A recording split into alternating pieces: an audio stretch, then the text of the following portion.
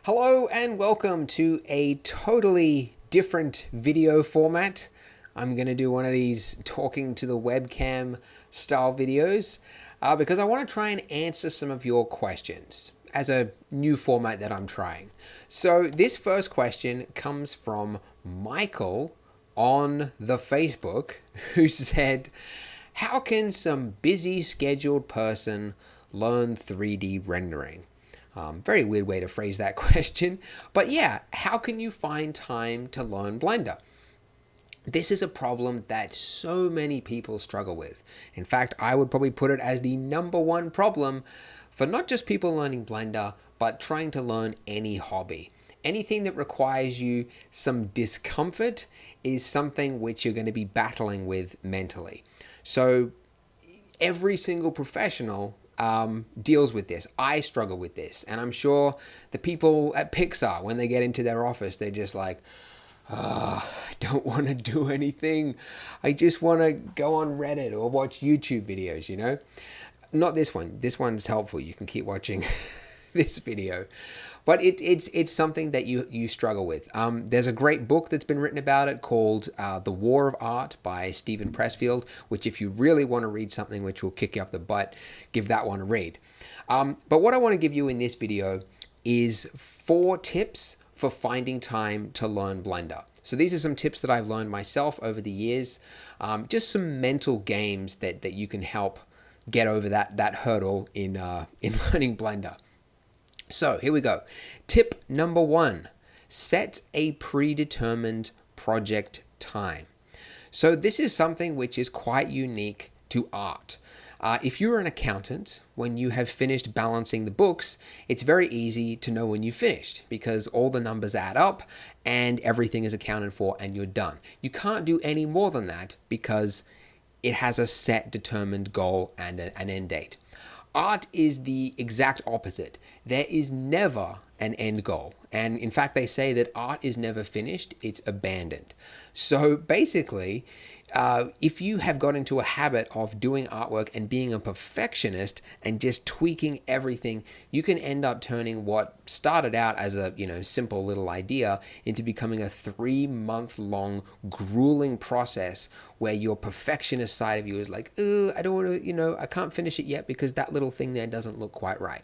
So by setting a predetermined project time, and by that I mean basically agreeing to do like one piece of artwork in 1 week. And then after that week is finished, I can't touch it anymore. Okay, so either you're going to post it online, which I would recommend because that gives you some social reward as well as some accountability if you let people know that you're going to be doing this every week. Or if it's rubbish, which can happen when you're learning, you just keep it on your hard drive or throw it away or whatever, but you can't touch it after that week.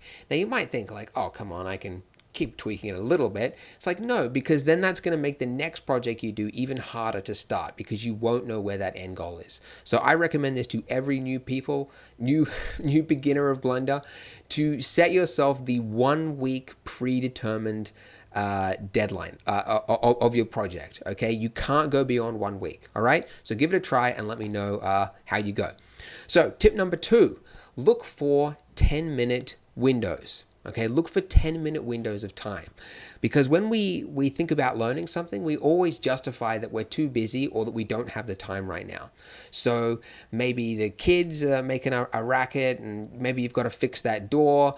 Maybe you've got a lot of, homework from the teacher or something like that. And so you're thinking in your head, if only I had 3 hours where I could be uninterrupted and I could do this thing. Or maybe I wish I had a whole weekend where the kids are away or I didn't have an assignment due, where all I could do was just sit down and learn. So we always imagine these large blocks of time and we tell ourselves that we're going to learn when we have this large block of time. The trouble is, those large blocks of time never happen. Or if they do happen, we always find something else to do because, we want some immediate gratification. So look for the 10-minute windows. So for example, JK Rowling, she actually wrote the first Harry Potter book while raising a child. So, and she said she did it at any spare time, any spare moment that she had. So, maybe the kid was rolling around on the floor or whatever. She knew she had 5 minutes to write. She would take it. She took whatever she could get. And she finished the whole book because they say that all the great artists in history, they got where they were by putting in small amounts of dedicated time every day, not these large blocks of time that we imagine in our head. Okay, so that's point number 2. Point number 3, agree to click just one thing. Agree to click just one thing. So this is a tip I actually learned from Rick Rubin, who is a producer that has worked with a lot of very famous musicians, a lot of rappers, Eminem, Kanye West, to name a few. And he said that he helps them deal with some of their creative blocks. So he says a lot of rappers or singers, they can't write the song. They can't finish writing it. So he tells them, can you go home and write this song? And they're like, oh, I couldn't do it. I had writer's block or whatever.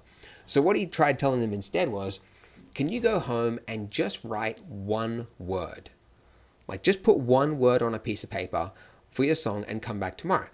And it's almost insulting. They're like, oh, come on, I can do one word, whatever. So they go home and they do the homework, but they come back the next day and lo and behold, they've got the entire song written. Okay, because what we actually find is that the pain of starting that thing, that's actually where 90% of the work is. It's like actually sitting down to start something. That's actually the hardest bit. If you can get over that, then you're fine. So that's why they recommend, if you want to get into the habit of exercising every morning and you can't do it, sleep in your gym clothes and put your shoes next to your bed so that when you wake up in the morning, all you do is put on your shoes, out the door, and you're ready to go. So if you're telling yourself like, oh, I got to sit down and do Blender, I got to load up this thing, it's not going to work, I don't know where this thing is, yada, yada, yada, you end up never actually getting to the computer or never opening Blender or, never actually getting close to that thing because you're just putting it off. Before you know it, it's 11 p.m. time for bed, or whenever it is you people go to bed nowadays. So just tell yourself, all I have to do is click that one thing and then I've accomplished what I need to do. I can quit then. I just click one thing and that's all I can do. I'm actually learning ZBrush right now as a way to improve different parts of my workflow. And so yesterday I didn't want to learn ZBrush, but I told myself, if I just click one thing, just click on the little piece of clay just once, I can stop. Lo and behold, I got halfway through a character face, like I spent like half an hour on it, okay? Because you never just stop after you do that one click. So just agree to do one and see how you go. And finally, the final tip is recognize the net gain in happiness. And what I mean by this is that we often put, our, whether if we want to learn something, we put it on the scale with something which is completely, immediate gratification. Like in my case, playing Overwatch. I love playing Overwatch. In your case, maybe it's playing TV, right? We sort of put them at the same. So it's like at the end of the day, it's like, well, I could learn Blender or I could get just as much happiness by playing Overwatch, right? But what they have actually found, this is a study, they've discovered that engaging in your hobby will make you 4 times as happy as watching TV. Okay, and you could substitute TV for whatever it is your immediate gratification activity is. Okay, 4 times as happy. Okay, but they also found in the same study that the average person is spending 10 times the amount of time watching TV as they do engaging in their hobby. Big surprise, a lot of people aren't happy. So when you're trying to, justify like, oh, I could go to the movies or I could use Blender, they're sort of the same. What you often end up doing is picking the movie option because that's the easiest one. But remember that if you engage in your hobby, you'll be getting a net gain of 4 times the amount of happiness. So something to remember. All right, so those are the 4 tips there. If you want a few more tips, by the way, I've got a video called what was it? The 7 Habits of Highly Effective Artists on YouTube. You can check that out. If you enjoyed this video format and you'd like me to do more of these Q&A webcam type things, go ahead and click like and leave your question in the comments below so that I know what to do the next video on. And if you like one of the other comments, one of the other questions somebody's asked, you can give it a thumbs up or whatever. So yeah, that's the video. Thank you for watching and I will see you next time. Bye.